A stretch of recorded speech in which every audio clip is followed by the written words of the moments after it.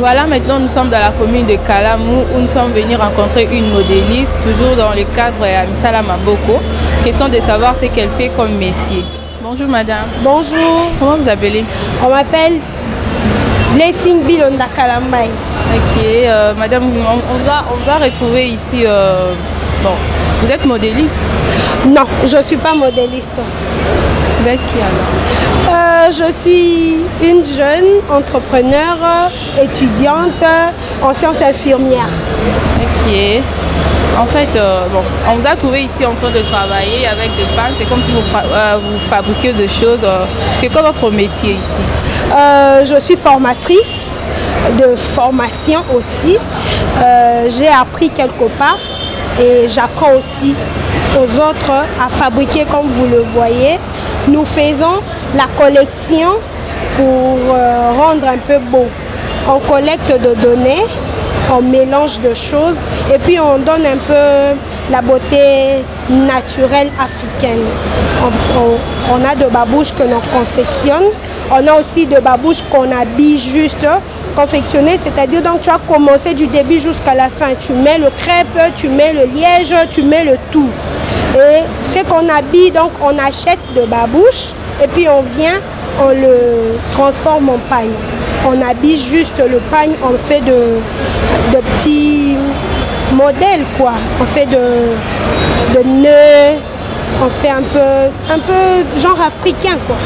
Ok, mais maintenant on aimerait savoir qu'est-ce qui vous a motivé à faire ces métiers parce que y a tellement de filles dans ces pays et t'as la qui part en des trucs comme ça. Qu'est-ce qui vous a vraiment motivé à faire ce métier? Déjà j'aime tout ce qui est beau à voir. J'aime la mode. Je n'aime pas trop la couture, mais j'aime tout ce qui va avec la couture. Normalement, si j'avais suivi la filière de la couture, j'allais être styliste, modéliste, mais je n'ai pas voulu le faire parce que j'aime la science infirmière, j'aime la médecine, mais j'aime tout ce qui est beau à voir en pagne. Même si vous partez chez moi à la maison, vous allez voir des tableaux peints en pagne. Parce que j'aime ça, donc c'est naturel en fait. Ce n'est pas que c'est parce que j'ai envié quelque part, c'est parce que je trouve que le mode africain est meilleur que tout autre mode.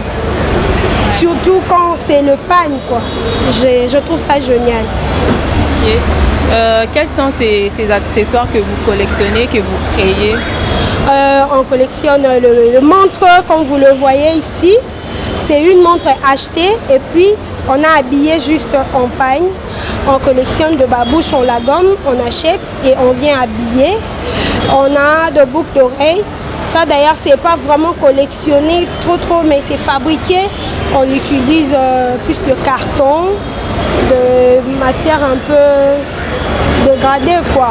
C'est que l'on jette, nous on ramasse et puis on modifie, on les rend beaux.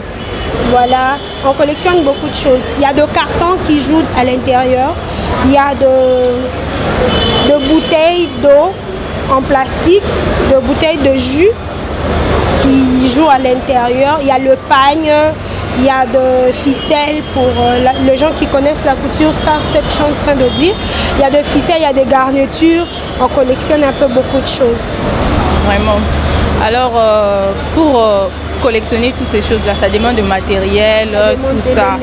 Et comment arrivez-vous à acheter tous ces matériels? Parce que vous avez dit ici que vous êtes étudiante, vous avez fait de formation, vous avez eu à faire de formation. Alors, comment arrivez-vous à acheter tous ces matériels pour confectionner vos Déjà dans mon centre, je demande aux apprenants qui aiment venir apprendre d'acheter eux-mêmes le matériel parce que c'est coûteux. Tout ce que l'on fait ici, tout ce que l'on réalise ici, c'est coûteux.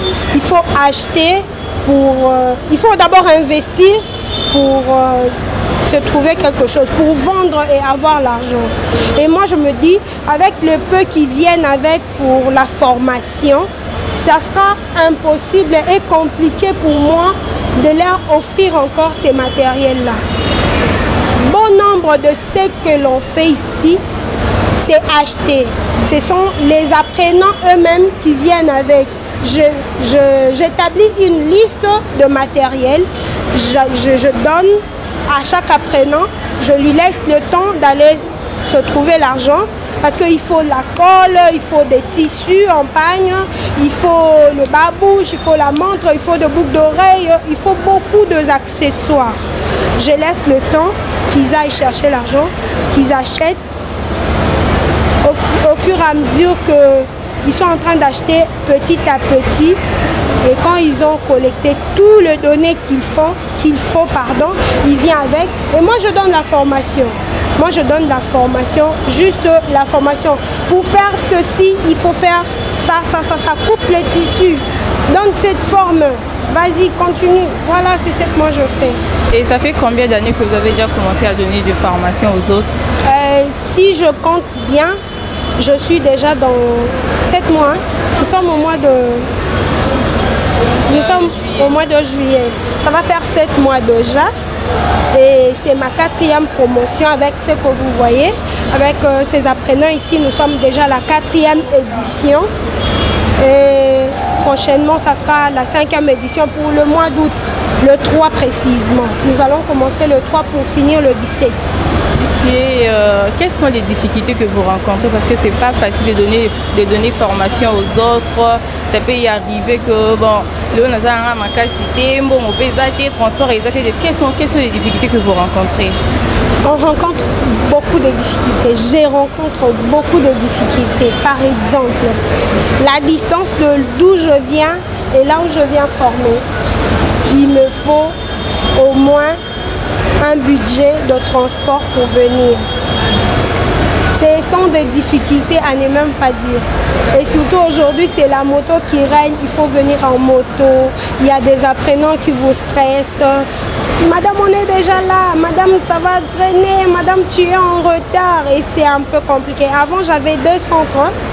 L'un était au niveau de Rigini, là où j'habite, et l'autre ici à Victoire. Mais j'ai vu que je n'arrivais pas à me disperser, à me dispatcher. Bien que je laissais 2 heures du temps pour venir arriver au centre de l'après-midi, mais c'était toujours compliqué. Je les ai rassemblés au même endroit et nous sommes restés qu'avec un seul centre. Parce que c'est compliqué de se séparer en 1000 morceaux pour donner le cours. Je me disais, si je 2 ou 3 centres, je vais faciliter à tout le monde qui sont loin de se rapprocher au centre.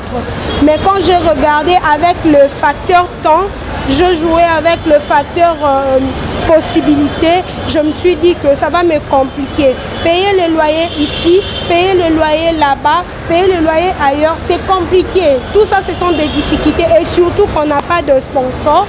Je suis la seule sponsor de moi-même et voilà, c'est compliqué.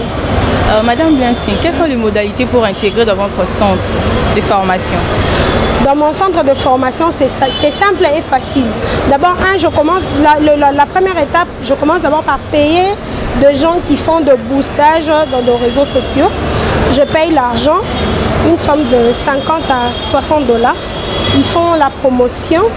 Une fois qu'ils ont fait la promotion, c'est les gens maintenant qui vont commencer à me contacter. Quand les apprenants me contactent, les gens intéressés me contactent, je les intègre dans le groupe WhatsApp de la promotion. Après ça, nous allons maintenant planifier comment est-ce que les formations doivent se donner et je veux leur dire comment est-ce qu'on doit commencer à suivre le cours et je remets directement la liste des matériels qu'il faut acheter. Ils viennent avec le frais de participation pour la formation plus le frais d'inscription. Voilà. Et votre centre, elle est légale? Vous avez des documents qui vous autorisent à donner des formations aux autres ou ils en ont raté? Déjà, les gens qui me suivent, je profite pour demander de l'aide, de soutien de l'extérieur à tout le monde qui peuvent encourager des jeunes comme moi. Je commence à répondre, je n'ai pas de documents. Et ça m'a coucou quoi. Nazo batama, mais nazo lukamwa li pakolia quoi. Yamabe ko senga, yamabe ko iba. Donc c'est un peu ça. Si vous avez de l'aide, le soutien de l'extérieur, je suis là. Je travaille seule, je n'ai personne que moi-même. Nous sommes déjà à la fin de notre entretien. Que pouvez-vous conclure comme mot de la fin? Merci d'abord d'être venu, d'être passé ici chez nous. Je vous remercie de disposer votre temps, votre énergie et votre moyen de déplacement.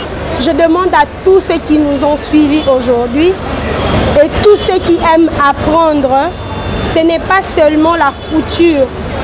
Même avec la main, tu peux faire des choses beaux à voir et beaux à faire. Ça, par exemple, ce n'est pas la couture, rien à voir avec la couture. Ça n'a rien à voir avec la couture, mais c'est confectionné pour que quelqu'un s'habille avec, pour que quelqu'un porte. C'est bien. Venez apprendre. Ce n'est pas cher, ce n'est pas beaucoup d'argent. Venez apprendre car on ne cesse pas d'apprendre. Et pour ceux-là qui veulent soutenir, je suis là pour le soutien. Mon numéro est le 082 33 60 895. Je répète, 082 33 60 895. BBK Collection, c'est comme ça qu'on m'appelle. Venez nombreux. Et les sponsors et les apprenants, je vous invite chez nous. C'est la qualité qui fait la différence. Merci beaucoup. C'en est fini pour ce numéro. Nous avons eu à parcourir dans la ville de Kinshasa et voir comment les jeunes font pour survivre parce que ils ne peuvent pas toujours attendre que l'État ça et la bango ou soit débrouiller et tout ça. Ça a été un plaisir pour moi de faire ces reportages. Merci à mon équipe technique qui était derrière la caméra, dont je vois Jonathan Kitoko et Exaucé Ngandou qui m'ont aidé à vous faire parvenir ces belles images. Moi et vous nous retrouvons très prochainement avec un autre numéro.